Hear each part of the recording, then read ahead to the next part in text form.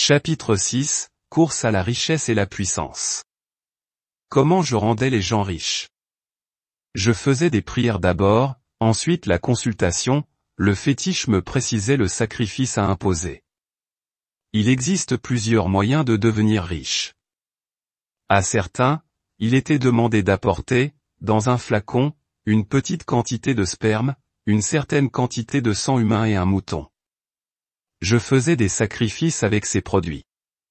Après la cérémonie, je demandais au client de m'apporter une valise dans laquelle je disposerais des feuilles blanches découpées en format de billets de 5 000 et 10 000 francs CFA. Je versais le sperme, le sang humain et le sang de mouton sur les feuilles avec des paroles incantatoires et je lui remettais la valise. Après 7 jours, quand il ouvrira la valise, il y trouvera des billets corrects en grande quantité, qu'il pourra utiliser à sa guise. Mais en contrepartie du sperme livré en guise de garantie, il n'aura plus d'enfants. Il a beau avoir des relations sexuelles, il ne pourra jamais avoir d'enfants. C'est pour cela que l'on voit plusieurs riches sans enfants. Ils possèdent toutes sortes de choses, mais ils n'ont pas d'enfants. Après leur mort, leur famille ne peut pas utiliser cet argent. Il faut le dilapider.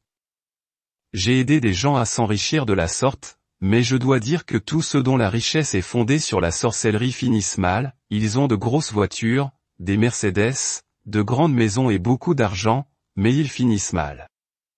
Billets magiques. J'avais un fétiche composé de billets de 1000 F, 5000 F et 10 000 francs CFA mais aussi de 500 francs CFA. Je prononçais des paroles incantatoires sur ces billets avant de les remettre aux clients. Ceux-ci taisaient des achats avec ces billets chez des commerçants. Une fois qu'un de ces billets se retrouve dans la recette du jour, le commerçant perd toujours de l'argent. Après quelques années, il tombe en faillite et c'est la galère. Plusieurs de ces commerçants ne s'en sortent plus. Les sorciers sont souvent à l'origine de la faillite des commerçants. Au début, ces commerçants prospèrent, mais après quelques années, c'est la galère. Débauche et sacrifice d'albinos. Après consultation, il arrive que l'esprit mauvais leur demande de coucher avec une folle sous un hangar ou encore avec leur fille aînée ou de nos jours, il se trouve des clients qui y consentent.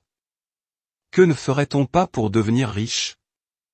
Après avoir couché avec une folle dans la rue la nuit, ils deviennent extrêmement riches. Ils possèdent des remorques, des carses. Mais ils finissent par être fous et leur descendance a des problèmes pour utiliser cette richesse qui est appelée à disparaître.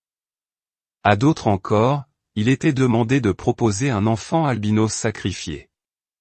C'était la formule préférée de la plupart des clients et pour cause, il fallait seulement apporter les cheveux d'un albinos. Le travail se faisait dans leur chambre, et l'albinos mourait quel que soit le lieu où il se trouvait. Le client devait aussi s'abstenir d'avoir des rapports sexuels avec une femme, quelque temps avant le sacrifice. Le travail se faisait donc à l'aide des cheveux de cet enfant, un demi-litre de sang humain, 4 bouteilles de vin, 2 mètres de percale et 1 million FCFA. Croyez-moi, il y a des gens qui m'apportaient cette somme et une grosse valise. On se rendait chez lui à la maison. Nous restions dans chambre. Je faisais tous les sacrifices et les incantations que cela exige. Après tous les sacrifices, je mettais tous les éléments nécessaires dans la valise qu'il ouvrira 7 jours plus tard. Il y trouvera alors des billets de 1 000 francs en grand nombre, la somme apportée pouvait être multipliée par 1000. Notons que l'entend dont le client aura envoyé les cheveux devra mourir. Vous avez entendu parler des marabouts qui trompent leurs clients. C'est que ces marabouts ne font pas bien les sacrifices. Car il y a des sacrifices à faire pour que les génies puissent donner leur accord.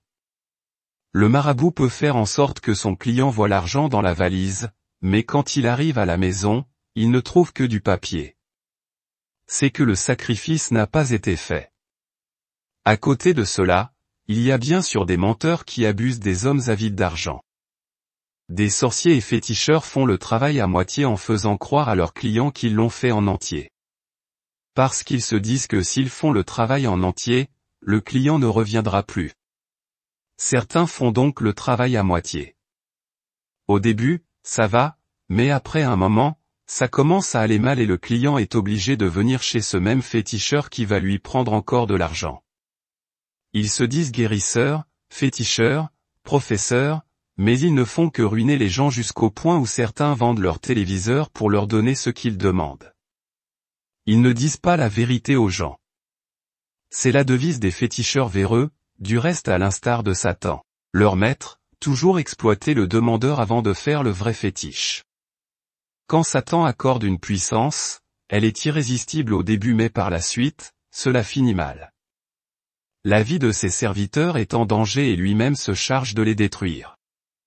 En ce qui me concerne, je pouvais aider les gens à devenir riches après consultation des fétiches car ce sont les fétiches qui prescrivaient ce qu'il fallait apporter. Je faisais des sacrifices pour que les gens deviennent millionnaires voire milliardaires. Mais, une fois que ces gens meurent, leur richesse se dissipe.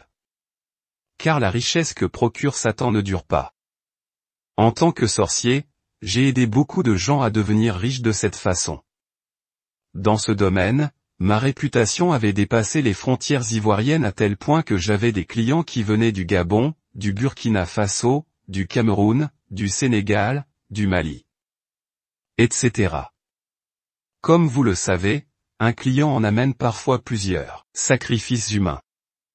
Beaucoup de grands richards et de milliardaires font souvent des sacrifices humains chaque année afin de pérenniser leur richesse. Et ce sacrifice humain se fait soit le 31 octobre, le 30 novembre ou le 31 décembre pour terminer l'année. Si vous avez constaté, c'est à partir du mois d'octobre qu'il y a enlèvement d'enfants, et ce jusqu'en décembre. Ces enfants, on ne les retrouve plus. Même des grandes personnes sont enlevées. On tire du sang de leur corps pour pouvoir s'enrichir. Une chose est sûre, tous ces ravisseurs finissent mal par la suite. Ils paient le prix de leur forfait. Les grands richards, eux, sont en général intouchables à cause de leur relation dans les hautes sphères de l'État qui leur vaut d'être protégés. Ma propre course à la richesse. Trafic d'enfants. Pour avoir de l'argent, je suis entré dans un groupe de trafic d'enfants. Nous volions les enfants pour aller les vendre aux Aladji, des formations de El Hadj. Souvent on les vendait à 5 millions. Quant à eux, ils travailleront sur ces enfants pour devenir milliardaires. Jusqu'à présent, le groupe des Aladji continue d'opérer. Car quand je vais au Bénin, je les vois à leur poste. Je ne manque pas de m'approcher d'eux pour leur dire la vérité concernant cette vie qu'ils mènent. Je crois que le Seigneur va opérer le miracle un jour. Fabrication de faux billets. J'étais aussi dans la fabrication des faux billets de banque. J'avais 2 associés. Une fois, un grand sorcier du Bénin nous a demandé d'apporter la bosse d'un bossu mort et enterré. Nous sommes donc allés voir le gardien du cimetière municipal. En ce temps-là, dans les années 86 à 87, le gouvernement béninois ne payait pas les fonctionnaires. Nous n'avons donc eu aucun mal à séduire le gardien pour l'amener à nous montrer tombeau d'un bossu enterré depuis environ 6 mois. Nous avons défoncé le cercueil et nous avons enlevé le corps du bossu. Ensuite nous avons enlevé sa bosse, c'était pourri mais nous l'avons enlevé et nous avons remis le corps dans le cercueil. Avec la bosse ainsi extraite, nous sommes allés voir le grand sorcier. Il l'a prise, nous a fait entrer dans une chambre. Quant à lui, il est entré dans une autre petite chambre. Après 1 heure, il nous a fait appel. Et nous avons vu des centaines de milliers de billets de banque qu'il nous a demandé de compter. J'étais le premier à compter. Cela faisait plus de 50 milliards. Mais il y avait un défaut sur les billets, car nous avions fait un trou sur la bosse et cela a fait échouer l'affaire. Nous étions obligés de brûler tous les billets, plus de 50 milliards. Vente de drogue. Je profitais du maraboutage, pour vendre de la drogue. Celle-ci était dans un trou cimenté et un fétiche était déposé dessus. Plusieurs marabouts, sorciers et autres, sont des vendeurs de drogue. Pour ma part, je vendais du chanvre indien et de la cocaïne. Satan me poussait à faire ces choses peu recommandables et bien d'autres encore, pour accroître mes richesses. Comment je conférais la puissance à mes clients? J'avais aussi un fétiche que j'avais acquis au Bénin. Ce fétiche était fondé sur 2 albinos, une femme et un garçon, passés pour aller vendre du bois dans le village voisin au moment précis où les sorciers tapaient leur tam-tam. On s'est saisi d'eux et on les a jetés dans un gros trou qu'on a refermé. Avec ce fétiche que j'ai pu acquérir, quelle que soit la puissance d'un individu, je pouvais toujours accroître cette puissance. D'autre part, si un sorcier ou un féticheur était contre moi, il va beau faire, il ne pouvait rien contre moi. Ma propre course à la puissance. Jeûne.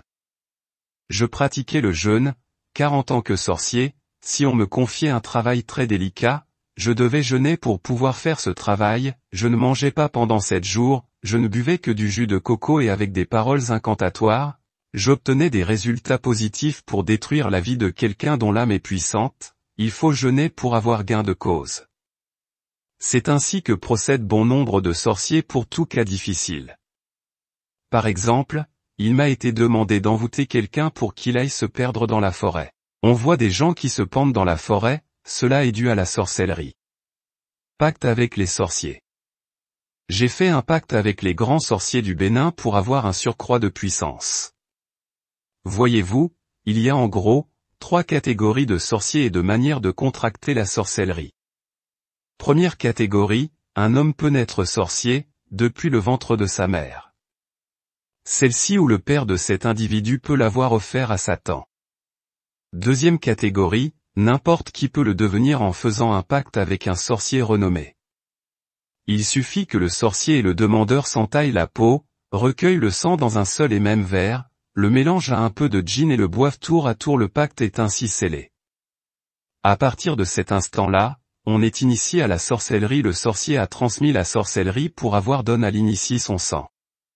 Troisième catégorie, il s'agit des sorciers nés qui ont dû faire néanmoins un ou des pactes avec des sorciers plus puissants quand.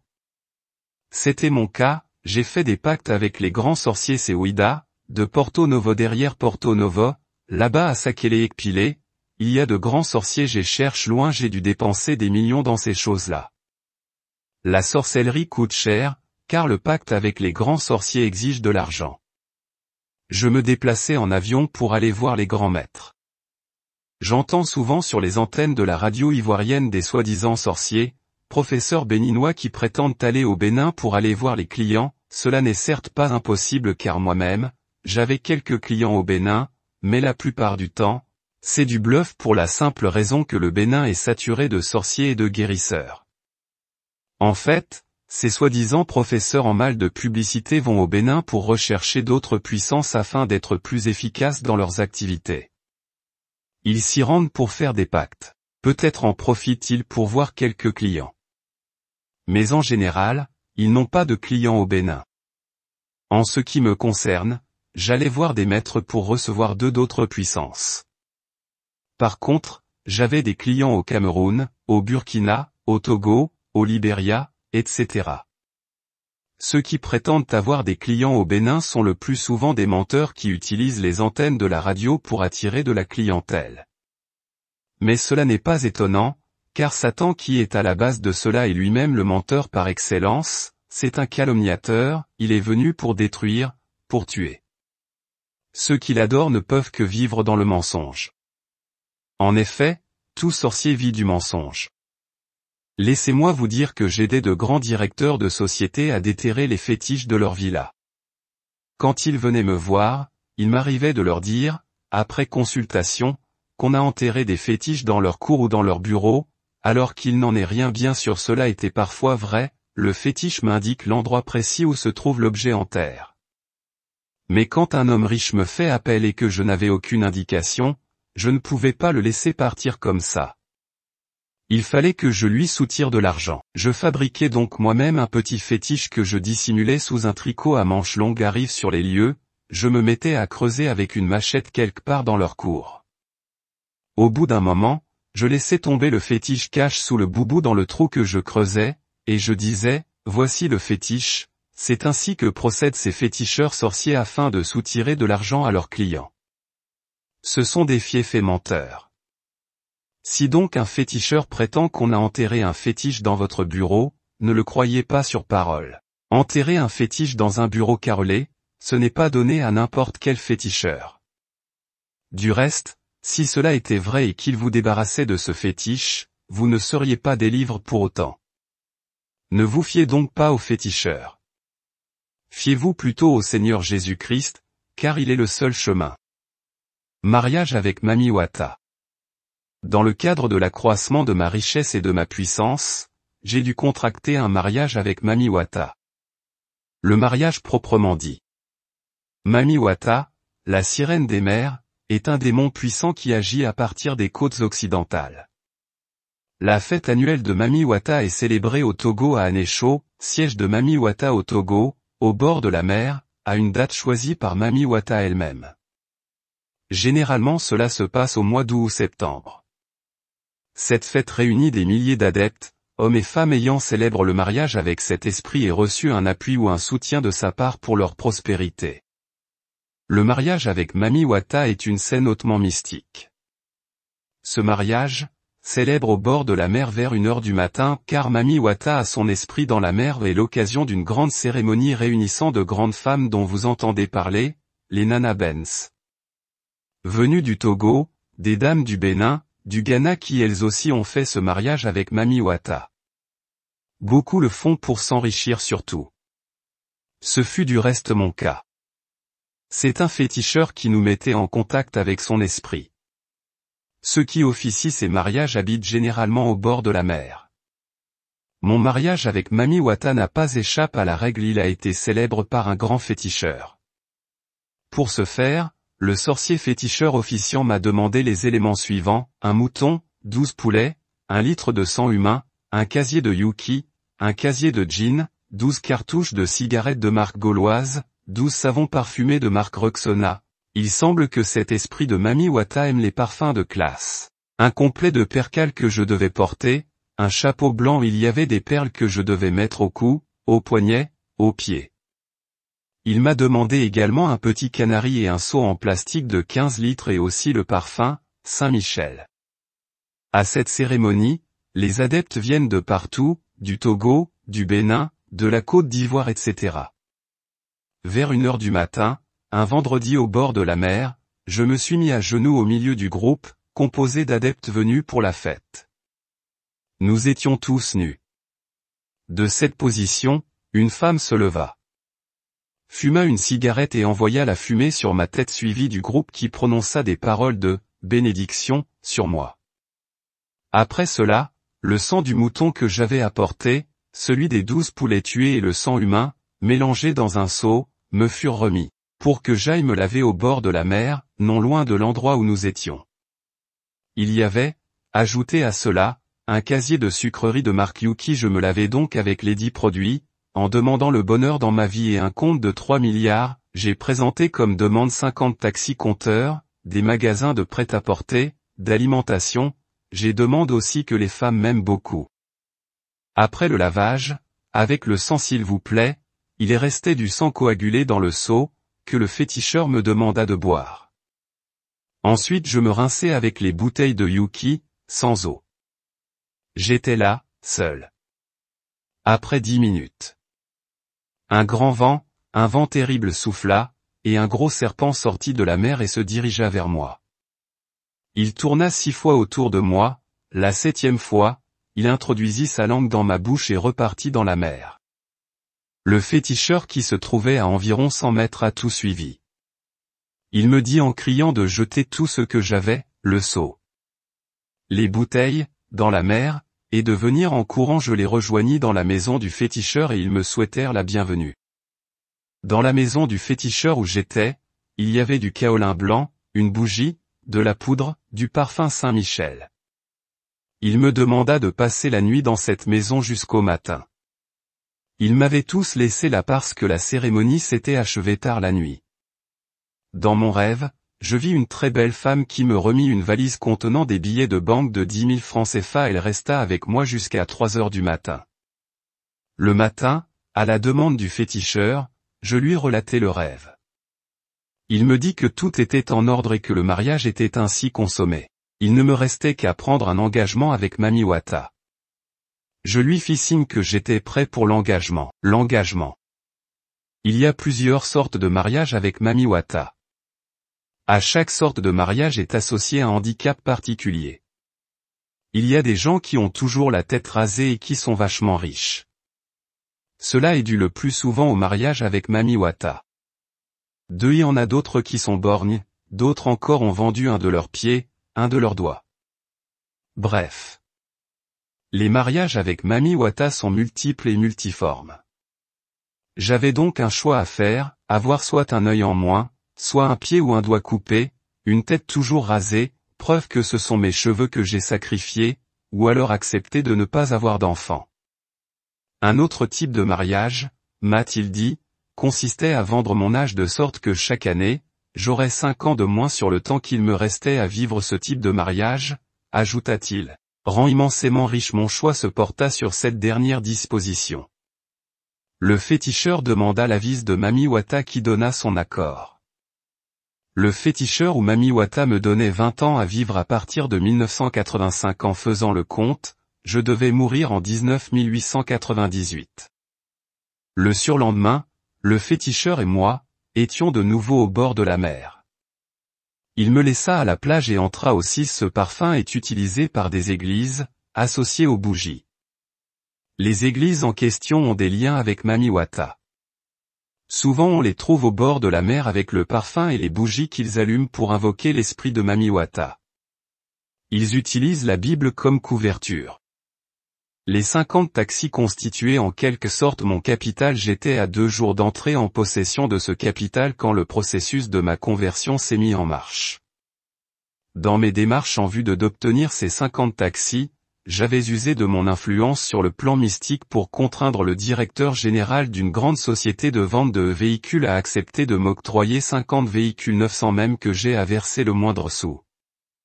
Je ne devais payer qu'après exploitation de ce prêt sans garantie. Si je vis encore, c'est grâce à Jésus-Christ qui tient nos vies dans ses mains fond de la mer après 3 heures. Il ressortit avec 4 paquets de bougies qu'il me remit de la part de Mami Wata. Il m'expliqua plus tard chez lui, que ces bougies devaient être utilisées chaque jeudi nuit jusqu'au vendredi, pour des cérémonies. Je devais faire ces cérémonies tout seul dans ma chambre une fois de retour à Abidjan. Me montra les différents rôles que pouvaient jouer ces bougies. Si un client voulait éliminer une personne gênante, avec une de ces bougies, je pouvais le faire pour lui en créant un accident. Je pouvais aussi le rendre riche, car le mariage avec Mami Wata enrichit et protège, même s'il est vrai que cela réserve aux contractants une fin tragique comme ce devait être mon cas, à savoir 5 ans de moins chaque année. Suite au mariage, chaque jeudi matin, je devais m'habiller, selon les recommandations en tenue de couleur blanche. C'était donc ma tenue de percale. Je portais des perles au cou, aux pieds et aux poignets. Ce moment était le plus favorable aux consultations. Dans la nuit du jeudi au vendredi, le même gros serpent qui était sorti de la mer lors de mon mariage venait se coucher près de moi. Je faisais les cérémonies de 1h à 3h du matin en sa compagnie avant l'arrivée du serpent, je ne devais pas avoir de rapport sexuel. Après son départ, les tiroirs de mon lit étaient remplis de billets de 10 000 francs. Lorsqu'on fait des achats avec ces genres de billets, ils reviennent toujours à leur place. Cela m'enrichissait davantage. C'est cela le mariage avec Mami Wata. Mais imaginez un seul instant les problèmes que cela crée aux commerçants et aux caissiers des banques. Cet esprit de Mami Wata est à la base de la prostitution. Il pousse les gens à aller dans les boîtes de nuit. Mami Wata est aussi à la base des femmes et des maris de nuit. Contact avec un mentor indien. J'étais en contact avec un Indien avec qui j'ai eu des séances à plusieurs reprises dans ma maison à Abobogar. Là, lui et moi, le torse nous faisions des incantations vers 1h du matin. Après cela, il prenait son avion et s'en allait. Une semaine après cette série de visites, chaque vendredi midi, je faisais des incantations au cours desquelles je voyais l'image de cet Indien dans un grand miroir qu'il m'avait remis et que j'avais installé dans ma chambre. À travers ce miroir, je lui parlais directement. Je dois dire que des hauts cadres se livrent à de telles pratiques faites d'incantations avec des partenaires en Europe, en Inde ou ailleurs dans le monde. Ceux-là savent bien de quoi je parle. J'étais donc en contact avec cet Indien par des paroles incantatoires à la prononciation de ces paroles, il se présentait dans mon miroir et nous communiquions, lui en Inde, et moi à Abidjan. Par cet Indien j'avais accru ma puissance. Cela m'a permis d'aider beaucoup de gens. Je les faisais évoluer dans leur société, dans leur ministère. Ils venaient du Congo, du Mali, du Cameroun, du Burkina Faso et j'en passe. Pour me consulter au travers de ce livre, je m'adresse à tous ceux que j'avais aidés, de cette manière en leur disant que ce que j'ai fait pour eux est nul. Cela ne vaut rien à côté de la vie éternelle. Je vous en conjure d'ONC, arrêtez tout ça. Acceptez Jésus-Christ sinon vous allez finir mal. Les œuvres mystiques sont terribles, vous pouvez être à bord de votre voiture et vous faire écraser par un gros camion. C'est cela que j'appelle finir mal.